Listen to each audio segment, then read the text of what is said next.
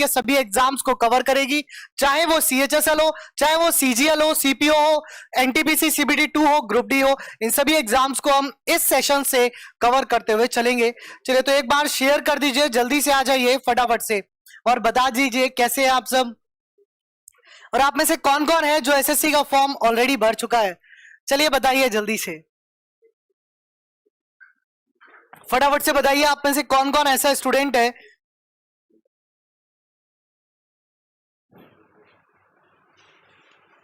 क्या बात है बिट्टू रघुवंशी, ऐसा कुछ हो गया क्या? रायता बाद में फैला लेना, पहले आ जाओ। बहुत इंपॉर्टेंट इंफॉर्मेशन से एक एक चीज मैं आपको यहाँ पर बताऊंगा जो हम डिस्कस करेंगे। सबसे इंपॉर्टेंट है हमारे लिए स्ट्रैटेजी, टाइम टेबल। सबसे इंपॉर्टेंट है हमारे लिए स्ट्रैटेजी और टाइम टेबल। ठीक है, तो स्ट्रैटेजी और टाइम टेबल भी मैं आपके साथ डिस्कस करूंगा कि कल से हमारी क्लासेस कैसे रहेंगी। क्लासेस में कुछ चेंजेस है, मतलब जो आपकी अभी MTS की क्लास चल रही थी उसमें थोड़ा सा चेंज है, वो चेंज क्या रहेगा वो भी मैं आपको बताऊंगा। चलिए तो एक बार जल्दी से आ जाइए सभी प्यारे भाई बहन, फटाफट से शेयर कर दीजिए सेशन को। चलिए आगे बढ़ते हैं। तो हम बात करें SSC MTS 2022 की वैकेंसी के बारे में। SSC MTS और हवलदार की वैकेंसीज आई हुई हैं। ठीक है, तो MTS और हवलदार की जो वैकेंसीज हैं, क्या एज है, क्या क्राइटेरिया है, इस पर डिस्कस करते हैं। एक एक पॉइंट पर डिस्कस करते हैं। सबसे पहले आपके सामने स्क्रीन पर इमेज दिख रही है। हम बात करें यहाँ पर इंपॉर्टेंट डेट्स के बारे में, तो जो नोटिफिकेशन हमारा आया 22 मार्च को हमारा नोटिफिकेशन आ चुका है, रजिस्ट्रेशन स्टार्ट हो चुके हैं और लास्ट डेट जो पेमेंट की है वो 2 मई है। Last date generation of offline चालान जो है वो आपकी 3 मई है। ठीक है, और इसके जो फॉर्म भरने की लास्ट डेट है वो 30 अप्रैल है। तो ये हमारे लिए ज्यादा इंपॉर्टेंट है। जो इसका एडमिट कार्ड है वो जुलाई के लास्ट स्टार्टिंग में आ जाएगा, और जो हमारा एग्जाम है वो जुलाई 2022 में CBT 1 की बात करें, हम पेपर 1 की बात करें तो वो हमारा जुलाई के स्टार्टिंग में हमारा पेपर होगा। ठीक है, फिर आगे बढ़ते हैं। इसके बाद अगर हम बात करें SSC MTS की फीस की, तो कैटेगरीज वाइज अगर हम देखें तो SC ST या फिजिकली हैंडीकैप कैंडिडेट्स के लिए जो फीस रहेगी वो निल रहेगी, यानी कि कोई फीस नहीं है। उसके बाद बात करें अगर हम अदर कैटेगरीज के लिए, जैसे जनरल OBC के लिए तो 100 रुपीज फीस है, और अगर आप फीमेल कैटेगरी से हैं, फीमेल है मतलब आप महिला हैं, तो भी आपको कोई फीस नहीं देनी है। ठीक है, अगर आप इंग्लिश की क्लास भी मैं बताऊंगा, एक एक क्लास के बारे में बताऊंगा, सुनिए मेरी बात को ध्यान से। एज लिमिट की अगर हम बात करें तो एज लिमिट हमारी 18 से 25 है। 18 से 25 है। कुछ एग्जाम्स के लिए मतलब कुछ वैकेंसीज के लिए 18 से 27 है। तो ये डिपेंड करेगा, जब आप फॉर्म भरोगे तो उसमें वो आपसे एज लिमिट के ऊपर फॉर्म भरवाएगा, है ना।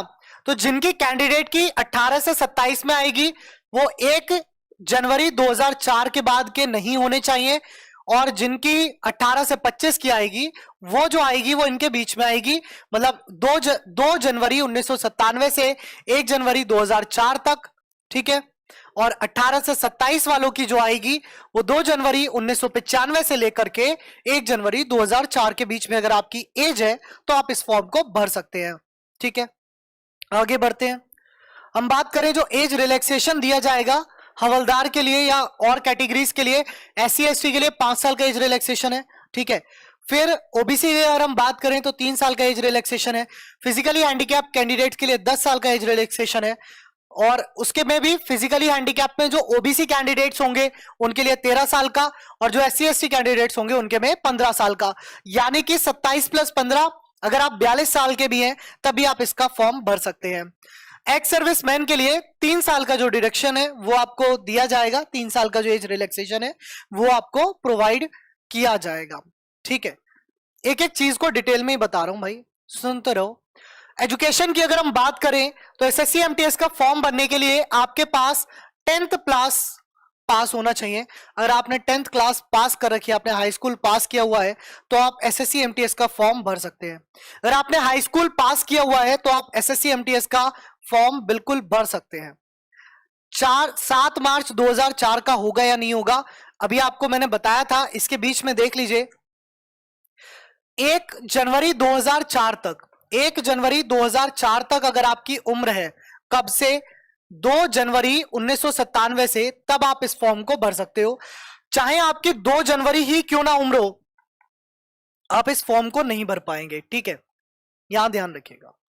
फिर आगे बढ़ते हैं कि एग्जाम पैटर्न क्या रहता है। सबसे जो इंपॉर्टेंट चीज शुरू होती है वो यहां से होती है कि आखिर क्या है एग्जाम पैटर्न। तो अगर हम एसएससी एमटीएस के एग्जाम पैटर्न की बात करें तो एसएससी एमटीएस में जो आपका पैटर्न रहने वाला है, रीजनिंग के आपके 25 क्वेश्चन आएंगे, इंग्लिश के भी आपके 25 क्वेश्चन आएंगे, मैथ्स इसके भी 25 क्वेश्चन आएंगे, जनरल अवेयरनेस यानी कि जीए की अगर हम बात करें तो इसके भी आपके 25 क्वेश्चन आएंगे, ठीक है। जो टोटल टाइम रहेगा वो 90 मिनट का रहेगा, यानी कि 90 मिनट आपके पेपर की प्रक्रिया रहेगी। 90 मिनट में आपको ये 100 प्रश्न आपको करने होंगे, ठीक है। इन 90 मिनट में आपको ये 100 प्रश्न करने होंगे। आगे बढ़ते हैं, अगली स्लाइड देखते हैं। नेक्स्ट आगे क्या कह रहा है, फिजिकल स्टैंडर्ड्स की बात कर रहा है, तो ये पेपर 2 की बात कर रहा है, हम इसको बाद में डिस्कस करेंगे। खैर अभी देख लेते हैं हाइट वगैरह। अगर आप एसएससी हवलदार की वैकेंसी भर रहे हैं और आपकी हाइट 157 सेंटीमीटर है पुरुष में और 152 सेंटीमीटर है महिला में, तो आप इस फॉर्म को आसानी से भर सकते हैं। चेस्ट 76 सेंटीमीटर चाहिए और महिलाओं में जो वजन है वो 48 किलोग्राम होना चाहिए। जो आपकी रेस रहेगी वो 1600 मीटर की रहेगी 15 मिनट में पुरुष के लिए। ये जो रहेगी आपकी, ये आपकी 1000 मीटर होगा, यहां पर एरर है, 20 मिनट में।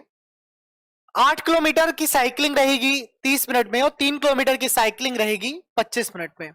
ये हवलदार वाली पोस्ट के लिए है, ठीक है, ये एमटीएस के लिए नहीं है। सुनना मेरी बात, यहां पर अगर आप सिर्फ एमटीएस का फॉर्म भरते हैं तो नहीं है आपको जरूरत, ठीक है। जब आप हवलदार का फॉर्म भरते हैं तब जरूरत है। एमटीएस वालों के लिए कोई हाइट नहीं चाहिए, आपकी चाहे 140 सेंटीमीटर ही क्यों ना हो, ठीक है, आप तब भी इस फॉर्म को भर सकते हो। 120 सेंटीमीटर ही क्यों ना हो, भर देना। फिर पेपर 2 जो एमटीएस के लिए रहेगा वो कैसे रहेगा, एसए, हमारा एसए जो है डिस्क्रिप्टिव एग्जाम होता है, 25 + 25 का होता है। इसको हम बाद में डिस्कस करेंगे, पहले अभी हम पेपर 1 को ही डिस्कस कर लेते हैं क्योंकि हमारे लिए फिलहाल पेपर 1 इंपॉर्टेंट है। पेपर 1 की अगर हम बात करें तो 2021 में, 2020 का जो एग्जाम हुआ था वो 2021 में हुआ था। 2020 का जो एग्जाम हुआ था वो 2021 में हुआ था। और कौन कौन से सब्जेक्ट में किस किस क्वेश्चन में ज्यादा वेटेज था, हम उसकी अगर हम बात करें तो रीजनिंग की आप देख रहे होगे, रीजनिंग में जो आया था पैटर्न क्या था कि सिलोजिज्म जो था वो 2 क्वेश्चन थे, इजी पैटर्न पे थे। सिटिंग अरेंजमेंट से 1 क्वेश्चन आया था। नंबर सीरीज में 2 से 4 क्वेश्चन थे।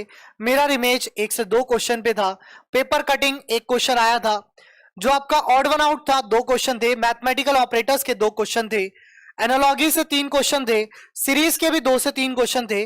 बाकी डिस्टेंस, डायरेक्शन, ब्लड रिलेशन और अदर जितने भी टॉपिक्स होते हैं उनसे 2 से 3 क्वेश्चन थे। टोटल हमारे होते हैं 25 क्वेश्चन। रीजनिंग का जो ओवरऑल लेवल था वो हम कह सकते हैं इजी टू मॉडरेट था, कोई डिफिकल्ट लेवल नहीं था, आसान पेपर था, आप आसानी से कर सकते थे। इसके बाद नेक्स्ट देखते हैं, हम एनालिसिस करते हैं मैथ्स का कि आखिर मैथ्स में क्या क्या पूछा गया था। गणित में जो न्यूमेरिकल एबिलिटी आपका सब्जेक्ट था उसमें आपसे क्या क्या पूछा गया था। तो यहां आपसे एसआईसीआई प्रॉफिट लॉस से 2 क्वेश्चन थे। मेंसुरेशन के 3 क्वेश्चन थे। सिंप्लीफिकेशन के 2 क्वेश्चन थे। अलजेब्रा 2 से 3 क्वेश्चन पे सिमट रहा था। टाइम एंड वर्क 2 क्वेश्चन थे। ज्योमेट्री का 2020 में कोई क्वेश्चन नहीं पूछा गया। स्पीड एंड डिस्टेंस 2 से 3 question. Average and profit percentage पे आपके 4 से 5 question. DI bar graph generally पूछा गया था, लेकिन किसी किसी एग्जाम में बार ग्राफ के अलावा लाइन ग्राफ और टेबलर ग्राफ भी था। लगभग 4 से 5 क्वेश्चन हमारे यहाँ पर डीआई से थे और मिसलेनियस 3 से 4 क्वेश्चन था। टोटल होते हैं 25 क्वेश्चन। इसका लेवल भी कैसा था, इजी टू मॉडरेट, हम मॉडरेट पर कह सकते हैं कि इसका लेवल जो था वो मॉडरेट था। इसका लेवल हम कह सकते हैं कि जो था वो मॉडरेट था। अभी बता दूंगा सर्वेश, आपके सारे डाउट्स क्लियर कर दूंगा, परेशान मत होइए, ठीक है, सारे डाउट्स क्लियर कर दूंगा, एक परेशान मत होइए। एक एक चीज मैं आपको बता दूंगा, अगर आप सीरियस कैंडिडेट हैं, अगर आपके माता पिता ने आपको अच्छे संस्कार दिए हैं, पढ़ने की आपको तमीज दी है, सिलेक्शन होने में आप में क्षमता है, तो आप अच्छे से पढ़ सकते हैं। अन्यथा ये दुनिया है, इस दुनिया का काम है कहना, कमेंट्स करना, लेकिन वो सिलेक्शन से लाखों कोसों दूर है, तो वो सिलेक्शन से दूर ही रह जाएंगे अगर वो सबसे पहले अपने अंदर संस्कार नहीं लाते। तो सबसे ज्यादा जरूरी है हमारे अंदर संस्कार होना, तब जाकर के हम कुछ आगे कर पाएंगे, अन्यथा कोई फायदा नहीं है औपचारिक तौर पर चीजों को करने का। आगे बढ़ते हैं। यहां हम बात करें इंग्लिश के पेपर की। इंग्लिश का एनालिसिस अगर मैं आपको बताऊं, जो इंग्लिश है वो कैसा आएगा। इंग्लिश का जो पेपर आया था 2020 का, जो एग्जाम था 2021 में जो हुआ था, उसका क्या पैटर्न था। और इंग्लिश यहां पर आपको आपके आर के महतो सर करा रहे हैं बहुत ही शानदार करके। आर के महतो सर आपको करा रहे हैं बहुत शानदार करके। मुझे लगता है इंग्लिश में बिल्कुल भी कतोई आपको बरतनी नहीं चाहिए, बिल्कुल मजा आ जाएगा। सेंटेंस इंप्रूवमेंट से आपके 3 क्वेश्चन पूछे गए थे। फिलर्स क्या होते हैं, जहां पर मतलब स्पेस गैप आता है और उन फिलर्स को आपको फिल करना होता है, तो वो 2 क्वेश्चन थे। एरर डिटेक्शन के आपके 3 क्वेश्चन पूछे गए थे।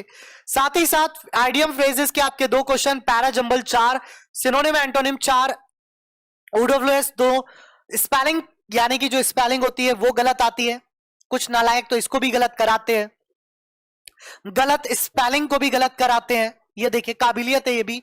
और एक क्लोज टेस्ट आता है 5 क्वेश्चन का। इंग्लिश का लेवल एमटीएस में इजी आता है, लिटरली इजी आता है। एसएससी एमटीएस की अगर हम बात करें, हवलदार का और एमटीएस का एक ही पेपर होगा, कोई अलग अलग पेपर नहीं हो रहे हैं कि एमटीएस की क्लासेस अलग से चले और हवलदार के लिए अलग से चले। यहां पर हवलदार का पेपर कोई अलग से नहीं देने जाना, आपको एमटीएस के साथ ही होगा आपका पेपर, तो आप इतना परेशान मत होइए, बिल्कुल भी किसी को ब्लॉक करने की कोई आवश्यकता नहीं है, क्योंकि आज शायद ये नहीं पढ़ रहे हैं पर कल पढ़ेंगे, इन्हें पढ़ना पड़ेगा अगर सिलेक्शन चाहिए, नहीं चाहिए तो कोई बात ही नहीं। खैर, अगर हम बात करें जीके जीएस या जनरल अवेयरनेस की, तो यहां पर अगर हम बात करें यूट्यूब की, तो आपको आपके फेवरेट नितिन सर यहां पर जो है जनरल अवेयरनेस का पोर्शन कवर करेंगे। विवेक सर ने कल जो स्ट्रैटेजी बनाई उसमें उन्होंने खुद ही ये डिसाइड किया कि आपको बेस्ट से बेस्ट चीजें जब प्रोवाइड करनी है तो जनरल अवेयरनेस में नितिन सर का कोई तोड़ है ही नहीं। ठीक है, तो जनरल अवेयरनेस नितिन सर आपके साथ कल से डिस्कस करेंगे। हम बात कर रहे हैं अपनी यूट्यूब क्लासेस की। तो यहां पर जो जनरल अवेयरनेस का पोर्शन रहेगा, इसमें हमारा क्या जनरली पूछा जाएगा, साइंस हो गए, अवार्ड एंड ऑनर्स हो गए, करंट अफेयर, इंडियन कॉन्स्टिट्यूशन हो गया, स्पोर्ट्स से रिलेटेड क्वेश्चन होंगे, इंपॉर्टेंट डेट्स होंगी, हिस्ट्री से रिलेटेड क्वेश्चंस होंगे, कल्चर होगा, ज्योग्राफी रिलेटेड होगा, और भारत और उसके नेबर कंट्रीज, उसके पड़ोसी देश होंगे। स्टैटिक जीके का पार्ट जो है इसमें ज्यादातर इंपॉर्टेंट होता है, स्टैटिक जीके बहुत ज्यादा आपका पूछा जाता है। हम बात करें स्टैटिक जीके की, स्टैटिक जीके काफी ज्यादा यहां पर पूछा जाता है।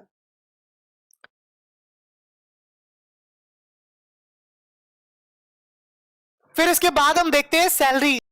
स्टूडेंट कमेंट कर रहे थे कि इसमें सैलरी कितनी मिलती है एसएससी में, है ना। कुछ स्टूडेंट कमेंट कर रहे थे कि सर एसएससी में सैलरी कितनी मिलती है। तो बाबू सैलरी आपकी जो रहेगी वो कुछ इस प्रकार से रहेगी, देखिएगा यहां पर जो आपका ग्रेड पे रहेगा तो वो रहेगा 1800 ग्रेड पे, ठीक है, जो कि रिवाइज किया गया था 7th सीपीएसई से। ठीक है, तो यहां पर जो अप्रोक्स आपकी सैलरी आएगी वो आएगी 18,000 से 22,000 के बीच में। याद रखना, जब 1800 ग्रेड पे होता है तो उसकी जो सैलरी होती है वो लगभग 18,000 से 22,000 के बीच में होती है। वो अलग अलग कंट्री कंट्री कह रहा हूं, स्टेट वाइज हो जाएगी। जैसे कि आप दिल्ली में अगर आप एसएससी एमटीएस में पोस्टेड होते हो तो दिल्ली की सैलरी थोड़ी सी डिफर करेगी, लेकिन वहीं आप उत्तर प्रदेश में पोस्टेड होते हो तो डिफर करेगी, वहीं आप मुंबई में पोस्टेड होते हो तो डिफर करेगी। ठीक है, मतलब जैसे जैसे आपकी सिटीज स्टेट बदलेंगी वैसे वैसे आपका जो सैलरी स्ट्रक्चर है वो थोड़ा थोड़ा चेंज होगा, लेकिन जो रहेगी वो 18,000 से 22,000 के बीच में रहेगी। पर सबसे ज्यादा इंपॉर्टेंट फायदा बताऊं एसएससी एमटीएस का, एसएससी एमटीएस की जॉब बिल्कुल आपकी ऑफिशियल ऑफिस टाइम जॉब है, 9 to 5 या 10 to 6 आप मान लीजिए। इसके अलावा आपको कतई कोई काम नहीं करना, सुबह ऑफिस जाना है, शाम को अपने घर आना है, उसके बाद बैठ करके आप फ्यूचर एग्जाम्स की भी तैयारी कर सकते हैं, जिसको बिल्कुल एकदम नीड होती है ना कि